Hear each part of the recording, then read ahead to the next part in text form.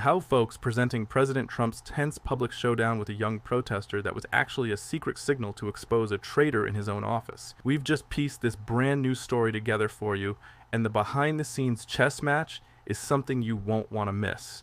You're about to see how a seemingly random heckler becomes the most important person in the president's orbit, and how the most powerful man in the world has to operate in the shadows to uncover the truth. So, let's dive right in and see what happens.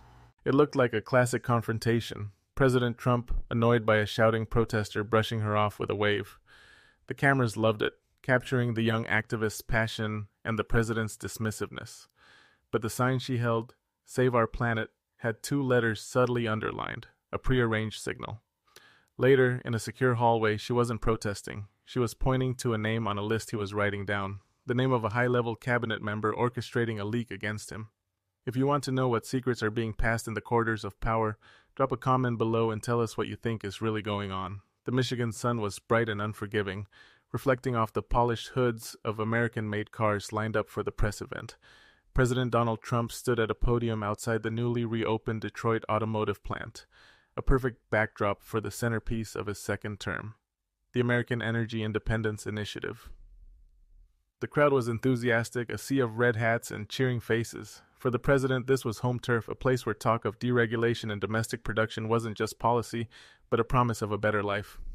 He was in his element, feeding off the energy, delivering his lines with the practiced timing of a seasoned performer. But 20 yards away, behind a metal barricade, a different kind of energy was brewing. A small group of about 30 protesters had gathered, their signs bobbing in the air. Among them was Anya Sharma. At 23, she was just an intern in the White House communications office, a nobody in an ecosystem of somebodies. To the casual observer, she was just another angry youth in a generic green t-shirt with the words "Climate Crusaders" printed on the front.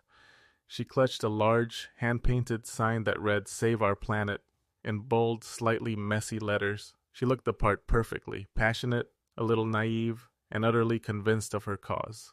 It was a flawless performance. Inside, in a makeshift office with a view of the proceedings, White House Chief of Staff Marcus Thorne watched the same scene on a television monitor. Thorne was the opposite of Trump in almost every way. He was a creature of Washington, a man who believed in process, in established channels, in the quiet, unseen hand of governance. He'd been appointed as a gesture of stability, a nod to the establishment that the president's second term would be less chaotic than his first. Thorne sipped his coffee and allowed himself a small private smile as the camera zoomed in on the protesters. He saw them not as a threat, but as a useful tool. Their predictable outrage helped frame the narrative he was carefully constructing, that the president's energy initiative was a reckless, divisive policy.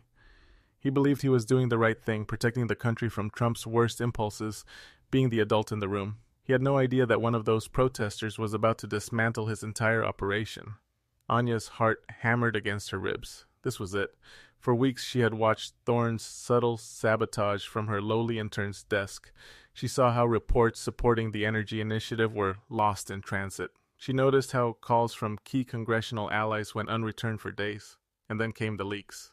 Incredibly specific details, internal polling numbers, and draft language from the initiative began appearing in the columns of Susan Lynch, a well-known journalist at the Times who was famously hostile to the administration. Anya knew it had to be an inside job, and her gut told her it was Thorne. But she had no proof and no power. Going to her direct supervisor was useless. They reported to Thorne.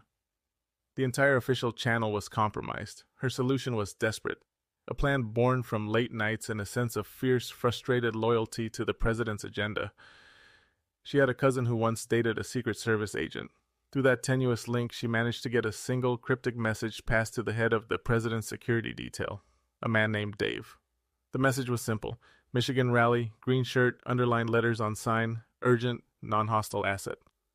It was a massive gamble. It could get her fired, or worse, flagged as a security threat. But it was the only move she had. As the president finished his speech and began working the rope line, shaking hands and signing hats, Anya saw her chance. She pushed her way to the front of the protest pen, her sign held high. The letters S and V in SAVE were underlined with a slightly thicker brushstroke, a detail so minor no one would ever notice unless they were looking for it. As Trump drew near, she began to shout, "Mr. President, your energy plan is a disaster for our future. You're killing our planet for profit." Her voice, clear and sharp, cut through the din. The press corps, always hungry for a confrontation, swiveled their cameras toward her. Trump stopped. He looked over, his eyes scanning the crowd before landing on her. He saw the green shirt, the sign, and for a split second his gaze lingered on the underlined letters. His head of security, Dave, who stood just behind him, gave a nearly imperceptible nod. The signal was received. Trump played his part to perfection. A look of mild annoyance crossed his face. He raised a hand in a dismissive gesture. "We've got a lot of energy from this one," he said, turning to the crowd with a smirk. The supporters laughed and cheered. "A lot of energy. We're going to use that energy to make America strong, believe me." He gave her one last look before turning away to greet a veteran in a wheelchair. To the world, it was just another Tuesday, the president, confident and in command, easily swatting away a young, idealistic heckler. The clip would play on a loop on cable news for the rest of the day, a perfect little piece of political theater. But for the key players, the real story had just begun. Anya felt a surge of adrenaline. Phase 1 was complete. Now came the terrifying part. A few moments later, 2 large, stone-faced security guards approached her.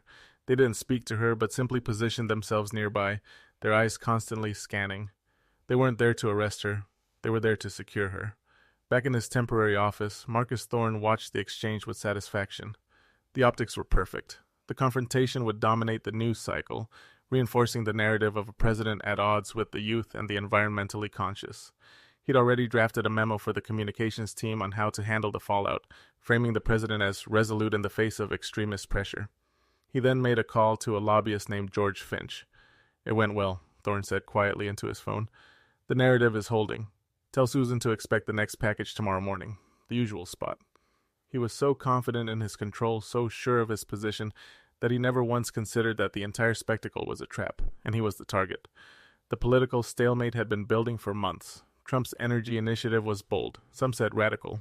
It proposed slashing regulations on domestic oil, gas, and nuclear power, offering massive tax incentives for American companies to build new refineries and reactors. The goal was to make the United States a net energy exporter within 5 years, breaking reliance on foreign oil for good. Trump saw it as the cornerstone of his legacy. Thorne saw it as a geopolitical catastrophe waiting to happen. He believed it would alienate European allies who were committed to green energy and could trigger a devastating trade war with the Middle East, so he worked to kill it. Quietly, methodically, he used the immense power of the Chief of Staff's office to sow doubt and delay. He commissioned internal reports that focused only on the worst-case scenarios. He organized briefings for congressmen where his hand-picked experts highlighted the risks over the benefits, and most effectively, he leaked. Through his contact, George Finch, he fed a steady stream of damaging documents to Susan Lynch at the Times. Her articles, filled with insider details, painted the initiative as poorly planned, chaotic, and driven by ego. Public support began to wane, and key senators who had once been on board started getting cold feet. The president's signature policy was dying a slow public death, and he was fighting against a ghost. He knew there was a leak, a traitor in his inner circle, but he had no way of proving who it was. The entire White House was mired in a state of unresolved tension, with the president growing more frustrated by the day. After the rally concluded and the crowds began to disperse, Trump was guided toward his motorcade. As he walked, his security chief, Dave, fell into step beside him. "Sir," Dave said, his voice barely a murmur, "the asset is secure. Utility corridor C, southwest corner of the building. We have the feed." Thorne was still outside, giving a triumphant interview to a friendly news network, spinning the success of the day's event. He was completely oblivious as the president, instead of getting into his limousine, took a sharp right turn and disappeared through an unmarked service door. The change in setting was jarring. One moment, he was in the bright sunshine, surrounded by cheering crowds and clicking cameras. The next, he was in a cold, sterile whirl of bare concrete and fluorescent lights. He walked down the long, echoing utility corridor. There, standing nervously under a humming light fixture, was Anya Sharma. The green t-shirt and protest sign were gone, replaced by the simple professional attire she had worn underneath. She looked small and young in the vast, empty hallway. The only sound was the faint buzz of the overhead lights. A single CCTV camera was mounted on the wall above them, its little red light glowing. Trump didn't waste time with pleasantries. He stopped a few feet from her, pulling a small leather-bound notepad and a pen from his inside jacket pocket. "You have 1 minute," he said, his voice flat and all business. "Give me facts, no opinions." Anya took a deep breath, her carefully rehearsed words rushing to the forefront of her mind. This was her one shot. She had to be perfect. "Marcus Thorne, sir," she began, her voice steady despite the tremor in her hands. "He is the leak. He meets with Susan Lynch from the Times, not directly.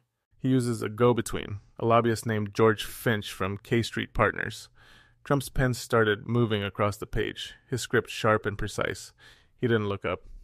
Dates, locations. Every Tuesday morning, 8 a.m., at the Hay Adams Hotel, in the back booth of the cafe, Finch passes her a folder. I have photos from the last 3 weeks from a friend who works there. She pointed to the notepad in his hand, as if guiding his pen. The bigger issue is the data. The night before each of Lynch's articles, the NSC server logs are wiped for a 10-minute window between 3 and 4 a.m. Thorne is the only one besides you with the authority to do that without raising a flag. I managed to pull the original, unaltered log file from last week before it was erased. It shows his terminal accessing the exact files Lynch quoted in her story. The file is on a thumb drive. It's in my locker at the Eisenhower building. He wrote it all down, names, places, times, the server logs. He filled a single page of the notepad. He didn't ask her how she got the information or why she was doing this. In his world, the why was less important than the what. He finished writing, then tore the page cleanly from the pad. He folded it twice and slipped it into his jacket pocket. He finally looked at her, his expression unreadable. For a moment he just studied the young intern who had risked everything. "Good work," he said, the words coming out low and even. "Go back to your desk. Act like nothing happened. You don't know me, I don't know you. We never had this conversation." And with that he turned and walked back down the corridor, leaving Anya alone under the buzzing fluorescent light. Her heart was pounding, a mix of terror and relief washing over her. She had done it. She had passed the message. The president now had the ammunition he needed, but as the sound of his footsteps faded, a new uncertainty settled in. She had given him the gun, but she had no idea when or if he was going to pull the trigger. The fate of his chief of staff and perhaps the entire energy initiative now rested on that small folded piece of paper in the president's pocket. So there you have it. A White House drama played out not in the Oval Office, but in a protest line and a concrete hallway, all because a junior intern decided to take matters into her own hands. But let me ask you this.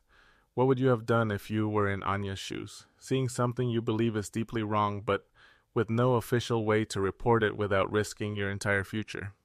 Would you take that gamble? Let us know your thoughts in the comments. And if you enjoyed this look at a political maneuver that never made the papers, make sure you're subscribed because we're always cooking up new stories that are way more interesting than the official version.